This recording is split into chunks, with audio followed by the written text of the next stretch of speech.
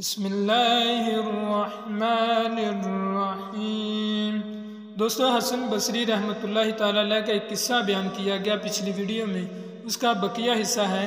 حضرت ابو عمر رحمۃ اللہ تعالیٰ علیہ اتنے خوش ہوئے کہ ان بزرگ کے قدموں میں گر گئیں۔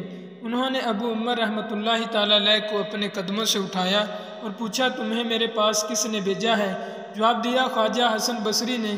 بزرگ بولے، خواجہ حسن بصری نے ہمارا پردہ فاش کیا ہے، ہم ان کا راز افشا کرتے ہیں۔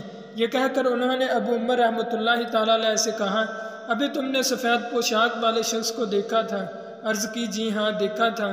فرمایا، وہ خواجہ حسن بصری رحمۃ اللہ تعالیٰ علیہ تھی جو روزانہ بصرے سے ظہر کی نماز پڑھ کر مکہ پہنچتے ہیں۔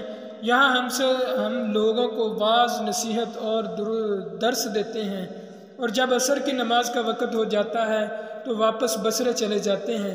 پھر فرمایا کہ حضرت خواجہ حسن بصری رحمۃ اللہ تعالیٰ علیہ جن لوگوں کے امام ہوں ان کو ہم سے دعا کروانے کی کیا ضرورت ہے، کیونکہ جن سے ہم خود سیکھتے ہیں وہ جن کے پاس ہوں ان کا ٹھکانہ ہی بہت بلند اور اعلیٰ ہوتا ہے۔ خواب میں یہ حقیقت ظاہر ہوئی۔ روایت ہے کہ ایک غریب اور مفلس شخص کا گھوڑا عیبی ہو گیا۔ اس نے حضرت خواجہ حسن بصری سے عرض کیا، آپ نے قیمت دریافت کر کے 400 دینار میں اسے خرید لیا۔